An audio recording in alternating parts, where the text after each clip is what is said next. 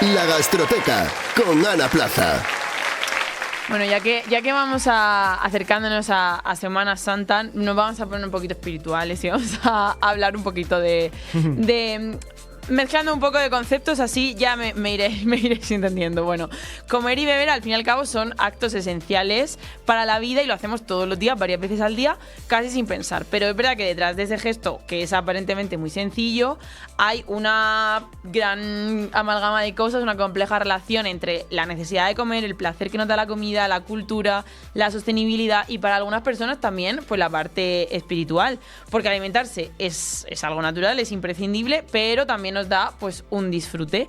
Comer puede ser un placer, una celebración, una excusa para compartir, para reunirse, eso ya lo sabemos todos. Y precisamente por eso, porque el placer está ahí tan cerca, tan accesible, no es raro que muchas religiones, muchas tradiciones religiosas, pues hayan puesto el foco un poco en este momento, ¿no? El de la alimentación, sobre todo hablando de la renuncia. ¿Y por qué hablamos de esto? Pues porque, como todos sabéis, o bueno, si quien haya tenido una formación cristiana o conozca la religión cristiana, pues antes de Semana Santa hay una época que es la Cuaresma, en la que no se come carne, ¿no? Por eso venimos un poquito a hablar de esta época en la que el ayuno y la abstinencia pues son prácticas que aunque vayan en contra de nuestra naturaleza, pues han acompañado al ser humano durante siglos y a día de hoy pues todavía tienen su importancia. De hecho, Marcos, no sé si sabías que en estas fechas, antes de llegar a Semana Santa, sí, por eso son tradicionales todos los guisos que tienen pescado, todos esos platos que ponen el bacalao, el pescado, normalmente el bacalao porque es el más accesible en ese momento, pero ponen el pescado como protagonista porque la carne pues pasa a un segundo plano. Uh-huh. Ah, mira. Sí. No Entonces, claro, no solo en el cristianismo, de hecho en muchas religiones, pensamos por ejemplo en el Islam con el Ramadán, que pues habla también de ciertas abstinencias dentro del mundo de la alimentación, y siempre hay una idea un poco común, que es de renunciar a algo material, en este caso la comida, para pues conectar con Dios de diferentes formas. En el caso del cristianismo, con las torrijas. Sí, claro, es que eso es un poco tramposo, porque ahora lo veremos, porque estas torrijas aparecen precisamente en la época de Cuaresma. Sí. En su momento eran una forma de alimentarse en una época en la que no había mucho alimento, digamos, pues se renunciaba a la carne, a eso que te daba un poquito más de energía. Entonces, para sustituirlo, pues torrijas. Entonces ahora nos hemos quedado con la parte buena de la historia, que son las torrijas maravillosas. Entonces, este ayuno, este abstenerse, se entiende como algo más que dejar de comer. Pues es una forma de disciplina, de dominio del cuerpo, de fortalecer el espíritu, etc. Y en este contexto es como aparece la Cuaresma, un periodo que dura 40 días, que se remonta, sus inicios se remontan al siglo IV, concebido como un tiempo de preparación para la Pascua. Son 40 días que evocan los 40 días que, según la tradición, Cristo pasó en el desierto. Entonces, estos días son de reflexión, de oración y también pues de ayuno y de abstinencia. La estructura de este periodo quedó fijada ya hace siglos. Empieza el miércoles de ceniza y dura hasta el jueves santo. Son en total 6 semanas en la que el creyente pues tiene que revisar su vida, mirar hacia adentro, etcétera, y en ese camino la alimentación pues juega un papel clave. La Iglesia pone algunas normas claras, aunque es verdad que hoy en día pues se toma todo un poquito más a la ligera, ¿no? La gente no está ayunando como hacía hace siglos. En ese momento, el ayuno se entendía como hacer una sola comida fuerte al día y el resto del día no consumir nada. Eso se reducía solo a 2 días concretos, que sería el miércoles de ceniza y el viernes santo. Y la abstinencia, que consiste en no consumir carne, se extendía a todos los viernes de la Cuaresma. O sea, en esos días señalados, pues la carne desaparecía de la ecuación. ¿Por qué la carne? Pues es un poco simbólico en realidad.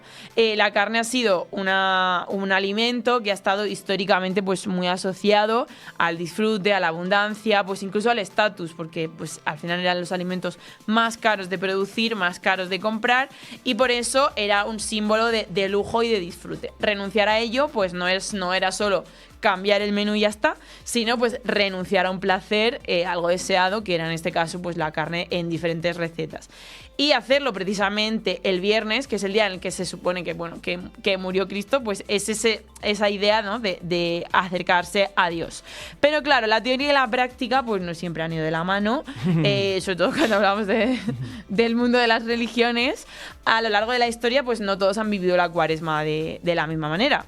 las clases acomodadas encontraban formas de sortear un poco las restricciones, mientras que las clases populares pues tenían la situación un poco más difícil, porque antiguamente tampoco es que tuviesen mucho donde elegir para comer, como para encima quitarte un trozo de la alimentación, era toda una movida. En muchos lugares, especialmente lejos de la costa, además el acceso al pescado pues era bastante limitado, entonces no tenían muchas alternativas. Y la dieta pues en estas fechas se empobrecía aún más. Ahí es donde entra en juego pues lo que ha sido la fuente de muchísimas recetas a lo largo de la historia, que es ese ingenio que normalmente las clases más humildes sacan de comer de debajo de las piedras. Y ahí sale pues ese producto que es, por ejemplo, el bacalao en salazón, que a día de hoy pues sigue siendo pues el potaje de vigilia, por ejemplo, no sé si lo conoces, Marcos, ese potaje que se hace con bacalao salado, con garbanzos, espinacas, y es un poco pues tradicional de estas fechas. Pues para eso se utiliza ese bacalao en salazón, que pues era fácil de conservar porque se mantenía en sal y llegaba al centro de la península, donde pues no hay mucho pescado, aunque ahora se dice que Madrid es el mejor puerto, eso dice la gente, ¿no? Ah, sí. Que en Madrid No se come sabía yo. el mejor pescado de España. Ah, sí. Oh, mira. Eso se dice. Un poco egocéntrico. No sé, es un poco... Es te un iba a poco... decir sí. Que yo he comido mejor pescado en la costa, en Claro, cualquier sitio de la costa. eso digo yo. Pero claro, se dice que como, bueno, que es el centro neurálgico, entonces al final como que se traen los productos más frescos de las costas también para que, pues, nutrir los restaurantes madrileños y todo eso. Pero bueno, es todo cogido con pincitas, que yo creo que al menos viendo el mar te sabe mejor el pescado. Eso como mínimo. Claro. Sí. Bueno, hablando de este bacalao en salazón, pues es fácil de conservar, accesible, versátil y pues efectivamente junto a este uso surgen platos como el potaje de garbanzos con espinacas, que es ese potaje de vigilia, que son protagonistas en la mesa de estas fechas. También platos con sardinas, con arenques, muchas veces en escabeche, que son al final pues cocina humilde y llena de tradición.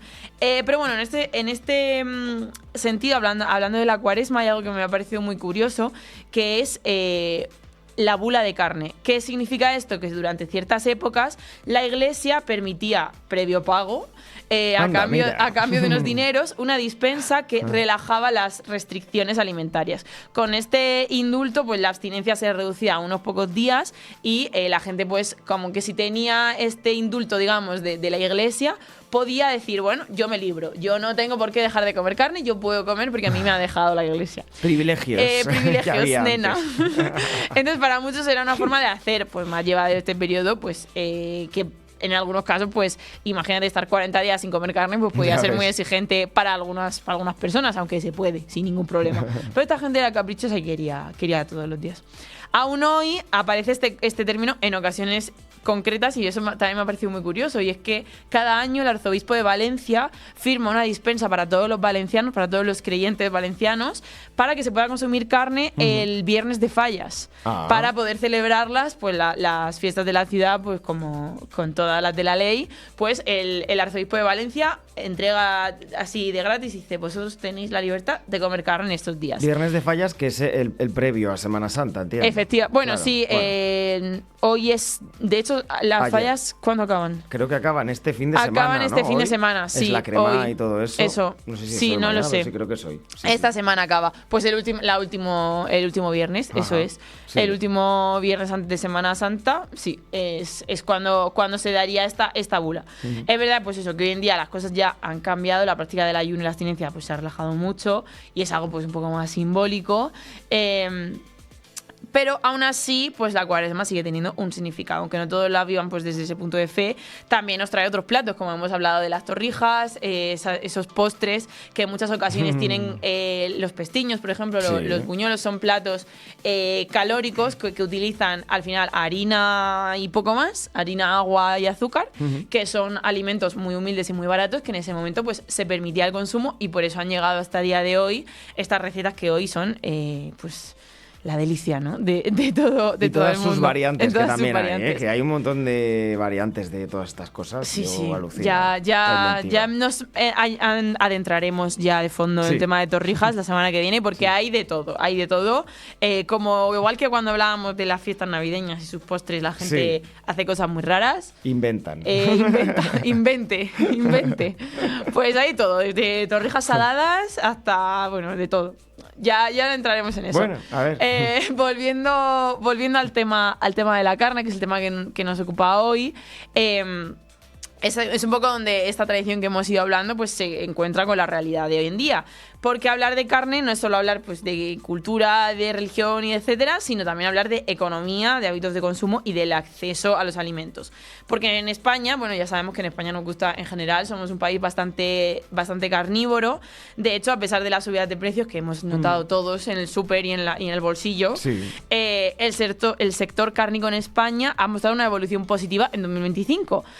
La facturación alcanzó 22.593 millones de euros, se dice pronto, que bueno, ha implicado un crecimiento tanto en valor como en volumen. O sea, no solo hemos pagado más por la carne, que bueno, tiene sentido teniendo en cuenta los precios, sino que también hemos comprado más. La carne fresca sigue siendo, pues por lo tanto, un segmento muy importante del mercado en España. ¿Cuánta carne consumimos? Y un poco la pregunta más importante, ¿cuánta deberíamos consumir? Pues entre todos, en España, en 2020, que es el último dato así accesible, compramos 2.305.253 toneladas de carne. Madre mía. Nada más y nada menos. Ahí queda esa Ahí cifra. queda esa cifra. Vamos.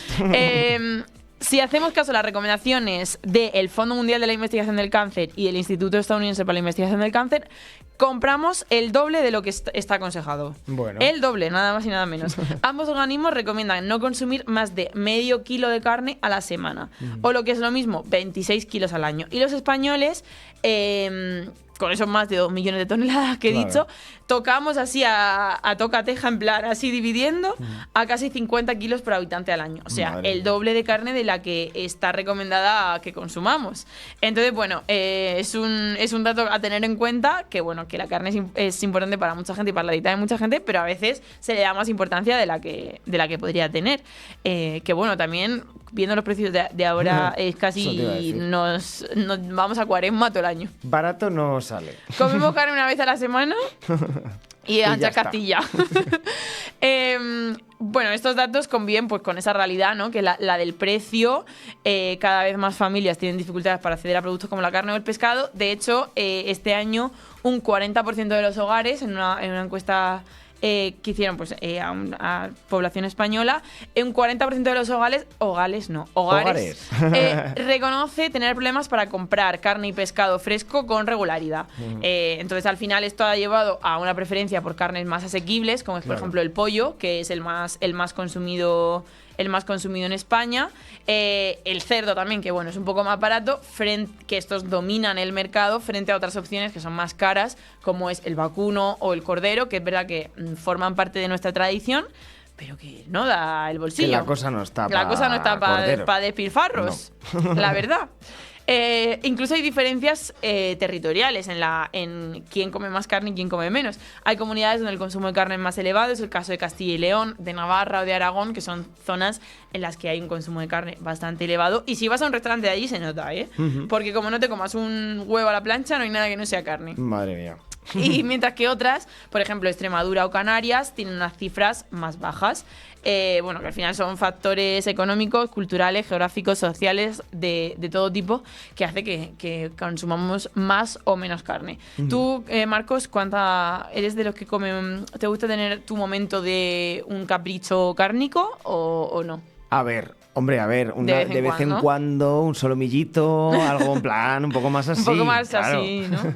Claro, al final Sí. es eso. Yo creo que el futuro, no solo en la economía, sino también sosteniblemente, es comer poca carne, Claro. pero comerla de calidad, que al final no solo será mejor para nuestra salud, también Claro. para el planeta y Incluso, para mira, las nuestro hamburguesas, el bolsillo, claro. No, eso también. Pero la carne, las hamburguesas, me estoy acordando ahora, yo no como hamburguesas así. O sea, intento que sea carne de calidad. Claro. O sea, que sea un vacuno, un Black Angus, ¿no? Suele Claro, ser la sí, más así. sí. Pero claro, una vez cada cierto pues, tiempo. claro. Sí, porque luego en el supermercado, por ejemplo, esas carnes picadas que Sí, no son mezclas. carne picada, Claro, son mezclas. le llaman burger meat, ¿no? O Sí. burger no sé qué, Sí. que aparte de carne, si damos la vuelta y vemos la etiqueta, Claro, llevan otras llevan muchas más cosas que hace que sean más baratas, pero Claro. bueno, que también hace que sean de menor calidad, pues sobre todo eso para nuestra salud y también por la forma en la que están elaboradas, que no siempre es de la manera más adecuada ni para el planeta ni para nosotros. Pero bueno, vamos a seguir, vamos a hablar con alguien que sabe mucho de carne, muchísimo, más que nadie en este mundo. A ver qué nos cuenta. En este mundo no lo sé, pero en España de las que más. A ver qué Sí. nos cuenta, seguimos. Vale.